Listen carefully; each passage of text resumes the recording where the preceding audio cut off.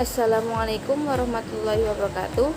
Saya Tria Gustiningsih dari kelas 3 TPIA akan menjelaskan tentang hadis dari segi kualitas dan kuantitasnya. Yang pertama dari segi kualitasnya, yaitu pertama adalah hadis sahih. Kata sahih menurut bahasa dari kata sahaha yastuhu sahahan, yang artinya yang sehat, yang selamat, yang benar, dan yang sah. Para ulama biasa menyebut kata sahih itu sebagai lawan kata dari kata sakim, yang artinya sakit. Maka hadis sahih menurut bahasa berarti hadis yang sah, hadis yang sehat, atau hadis yang selamat. Hadis yang disandarkan kepada Nabi Shallallahu Alaihi Wasallam yang sanadnya bersambung diriwayatkan oleh perawi yang adil dan dubit hingga sampai akhir sanad, tidak ada kejanggalan dan tidak ada berilat. Itu merupakan pengertian hadis sahih menurut Ibnu As-Salah. Syarat hadis sahih yaitu yang pertama adalah sanadnya bersambung. Yang dimaksud dengan bersambung adalah tiap-tiap periwayatan dalam sanad hadis menerima periwayat hadis dari periwayat terdekat sebelumnya. Keadaan ini berlangsung demikian sampai akhir sanad dari hadis itu. Yang kedua adalah periwayatan bersifat adil. Adil di sini adalah periwayat seorang muslim yang baligh, berakal sehat, selalu memelihara perbuatan taat dan menjauhkan diri dari perbuatan-perbuatan yang maksiat. Kemudian yang ketiga adalah periwayatan bersifat dobit. Dobit adalah orang yang kuat hafalannya. Kemudian yang keempat adalah tiada janggal atau syadz, adalah hadis yang tidak bertentangan dengan hadis lain yang sudah diketahui kualitas kesahihannya. Kemudian yang kelima adalah terhindar dari ilat. Ilat itu artinya cacat. Hadis sahih dibagi menjadi dua, yaitu hadis sahih li dzatihi dan hadis sahih li ghairihi. Yang pertama adalah hadis sahih li dzatihi, ialah hadis sahih yang dengan sendirinya. Artinya hadis sahih yang memiliki 5 syarat atau kriteria bagaimana disebutkan pada pernyataan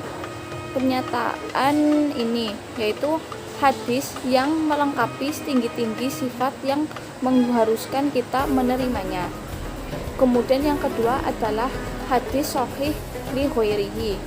Yang dimaksud dengan hadis sahih li ghairihi adalah hadis yang keseluruhannya dibantu adanya keterangan lain.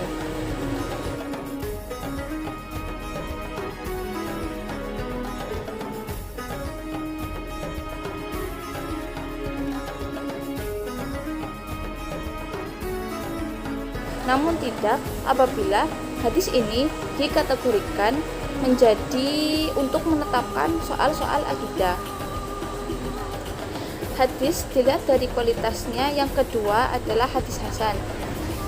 Pengertian dari hadis hasan adalah hadis yang dinukilkan oleh orang yang adil, yang kurang kuat ingatannya, yang mutasil sanadnya, tidak cacat dan tidak ganjil.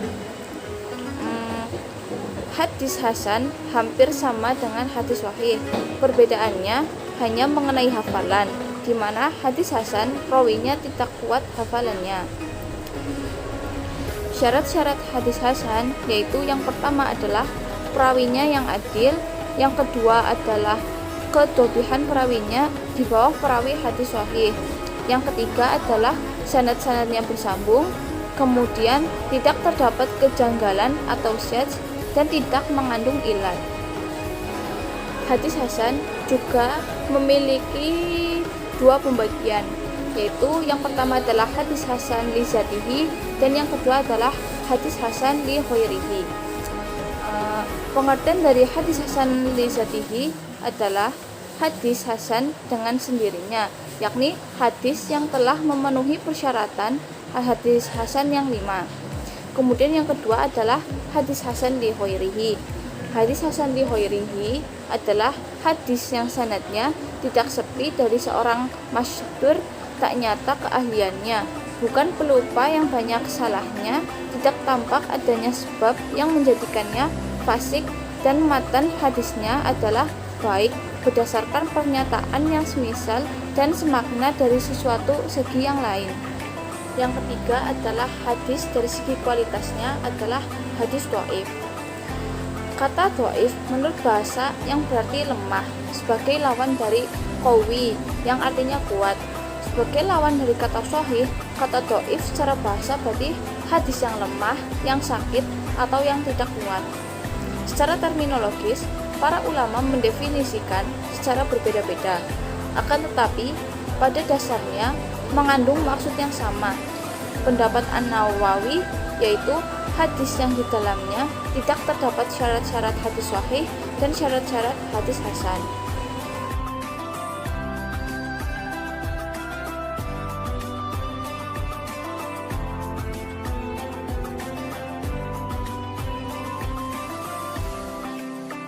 Kemudian pembahasan yang kedua adalah hadis dari segi kuantitasnya, yaitu dari jumlah perawi hadisnya.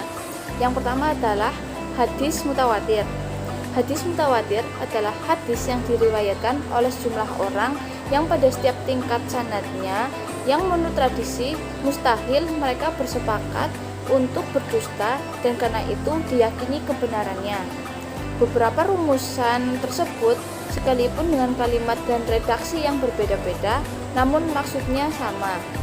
Pada pokoknya adalah hadis yang diriwayatkan oleh banyak orang di setiap generasi, sejak generasi sahabat hingga generasi akhir atau penulis kitab, yang mana orang banyak tersebut layaknya mustahil sepakat untuk berbohong. Kemudian yang kedua adalah syarat-syarat hadis mutawatir. Yang pertama, hadis itu diperoleh oleh Nabi atas dasar panca indera yang yakin. Maksudnya bahwa perawi dalam memperoleh hadis Nabi haruslah benar-benar dan hasil pendengaran atau penglihatan sendiri. Kemudian yang kedua adalah bilangan perawinya. Dilihat dari segi banyaknya telah mencapai jumlah yang menurut adat mustahil untuk bersepakat terlebih dahulu untuk berdusta.